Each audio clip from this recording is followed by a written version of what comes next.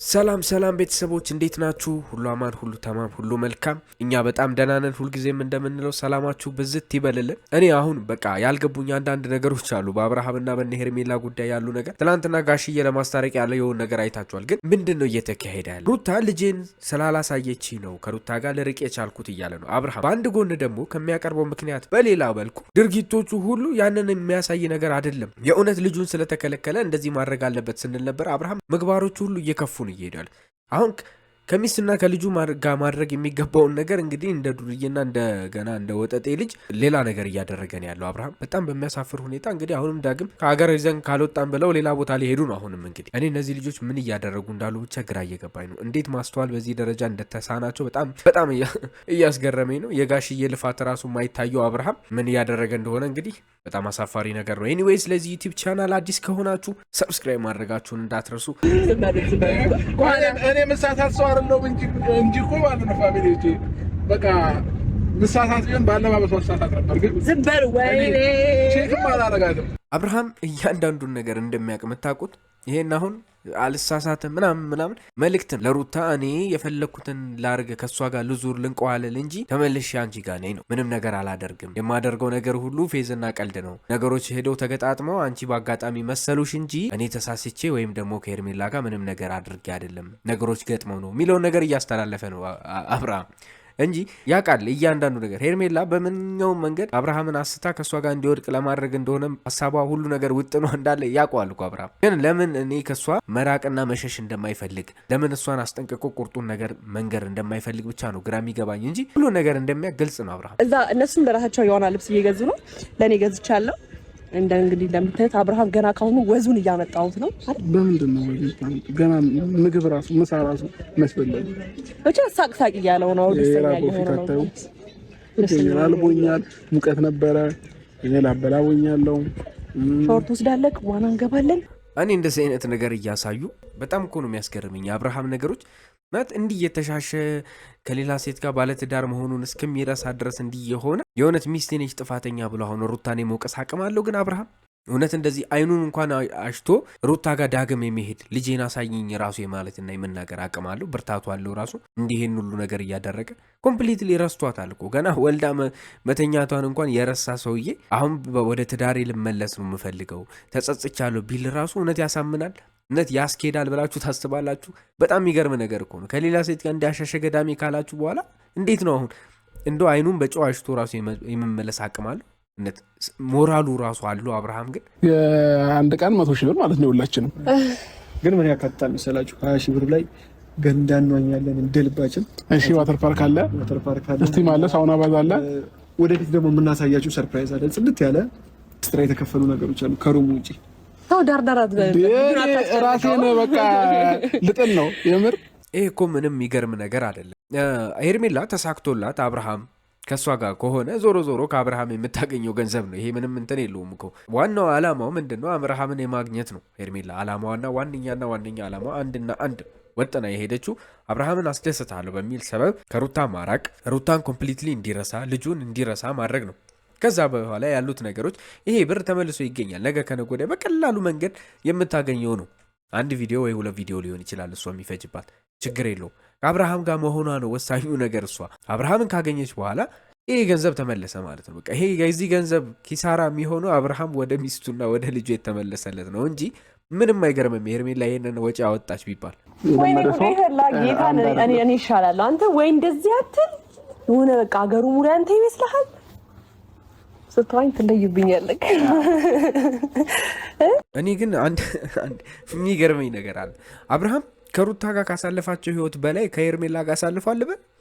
በጣም ብዙ ትዝታ አለው ከሄርሜላ ጋር ሲመስለኝ ማለት ነው። ምክንያቱም በሄዱበት ቦታ ሁሉ በሆነ ነገር በተነሳ ቁጥር ሁሉ እኔ እናንተ እንደዚህ አድርገን ነበር አይሆነ ሰዓት፣ እኔ እናንተ እንደዚህ አድርገን ነበር አይሆነ ሰዓት፣ እኔ እናንተ ሁሉም ቦታ ላይ ሄርሜላ አለች። አብርሃም እኔ እርግጠኛ ነኝ መንፈሱ በሄደበት ቦታ ሁሉ የሄርሜላ መንፈሱ አይኖር። እሱ የሚራመደው እርምጃ እያንዳንዱ ቦታ ላይ የሄርሜላ አለ። በቃ የሄርሜላ ኮቴ አለ፣ ይከተሏል። እንዴት ነው ቆይ አብርሃም ከእሷ መለየት አይችልም ማለት ጥላው ነች እንዴ እሷ? ቆይ በምን ተአምር ነው? ቆይ አሁን ዋናው አይተዋል፣ እሺ ጉዞም ተጉዘዋል፣ ክላስም የተያዘ ጊዜ አብረው ነበሩ፣ ብዙ ነገር አድርገዋል አብረው። ምን ያላደረጉት ነገር አለች? ይሄ ሁሉ ነገር ግን ከሚስቱ ጋር እንደዚህ አይነት ህይወት አሳልፈዋሉ የአብርሃም በዚህ ደረጃ እንዴት ነው ነገሩ?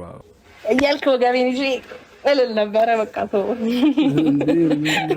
የሆነ 72 ዓመት አሮ ጊዜ ትዩን ውጣ መታ እኛንም እዚህ ጋር እውነት ነው እንደ ሄርሜላ ሀሳብ ምኞት ውጥን ቢሆንማ እስካሁን ድረስ የእውነት ብዙ ነገር ነበር የሚፈጸመው። በአብርሃም ሞኝነት፣ በአብርሃም ጅልነት፣ በሄርሜላ ቅልጥፍና የምር ነው ብላችሁ እኔ እስካሁን ራሱ እንዴት እንዳልተሳካላት በጣም እንደሚያስገርመኝ ታውቃላችሁ። አብርሃም ኮምፕሊትሊ ምንም ነገር አይረዳም። እንደሷ ሀሳብ እንደሷ ምን ቢሆን በእጅ ያዙት ወርቅ ሆኖበት አይደለም። በእርግጥ ግን እንደዛ ስለሆነ ምናምን ሳይሆን መጀመሪያ በእጅ ያዙት ወርቅ የሆነበት ሩታን ነው። ሩታ እሷን ትሪት ማድረግ በሚገባው ጊዜ ትሪት ማድረግ ባለመቻሉ ምክንያት ልጁንም ሚስቱንም አጥቷል። ዳግም ግን ሲለምናት ማግኘት ያልቻለው ነገር ነው። እስካሁን ድረስ አብርሃም ልጁን ማየት እንዳልቻለ ግልጽ ነው። ባለመቻሉ እርግጠኛ ነኝ ይሰማዋል፣ ይቆጨዋል። ነገር ግን ምንም አሁንም ቢሆን ከባህሪውና ካለበት ይሄ አባዜ ከሄርሜላ ስር የመጥፋት አባዜ መላቀቅ ስለከበደው ነው እንጂ አብርሃም ልጁና ሚስቱን እንደሚያስፈልጉት ግልጽ ነው። መጥቶ ቢያንስ ዘና ብሎ ዘና እንድትል ብዙ ነገር እንዲሰማክ ጥሩ ስሜት እንዲሰማክ ነው እዚህ የመጣሁት። እሺ ሰርፕራይዙስ ምንድን ነበር? ሰርፕራይዙ ደግሞ ትክክለኛ ፕላንሽ ለሱ የሚያስቡትን ሰዎች አርቀሽ እሱን ወደ ቤተሰቡ እንዳይመልሱት፣ እሱን ካገኙት አሁን በዚህ ሰዓት ጋሽዬ እየፈለገው ስለሆነ አብርሃምን ካገኘው ወደ ሚስቱ ስለሚመልሰው ከሩታ ጋር አገናኝቶ ፊት ለፊት እንዲታረቁ ስለሚያደርግ ሌሎች ጓደኞቹም ደግሞ እንዳንቺና እንደ መሰሎች ሳይሆን እሱ ወደ ትዳሩና ወደ ሚስቱ ወደ ልጁ ብቻ እንዲመለስ ስለሚፈልጉ ከነሱ አርቀሽ ካልሆነ እነሱ ባሉበት በእነሱ ጉትጎታ አብርሃም እየወላወለ ስለሆነና ሙሉ ሀሳቡ አንቺ ላይ ማየት ስላልፈለገ የግድ ከነሱ አይን ማራቅ ስላለብሽ ነው እንጂ አብርሃም ዲፕሬሽን ውስጥ ስለሆነ ወይ ደግሞ ብዙ ሰዎች እየጨቀጨቁ ስላስከፉት አይደለም። የሚጨቀጭቁት ለራሱ ህይወትና ለራሱ መልካምነት እንጂ አብርሃምን ማንም ሰው እኮ ይሄን ያልኮ ከጭራጋ አይደለም እኮ ያኖሩት እኮ ወዶና ፈቅዶ አግብቷት ከነበረች ሴት ጋር ነው ታረቅ ተባለ እንጂ እኮ ሌላ ነገር አልተጠየቀም። ይሄ ደግሞ መልካም ነገር ነው። ወደ ትዳሩ ነው ሊመልሱት የፈለጉት። አንተ አይኔ እንትን ላይ ነው እንደሞ ምን እኔ እንደቃ እንደው ሳይ እንደዚህ ነው ማየው እንደዚህ እሺ ምን አለች? ችግር የለም እሺ ሰው እንዴት በዚህ ደረጃ ተሳቆ ይኖራል ማለት?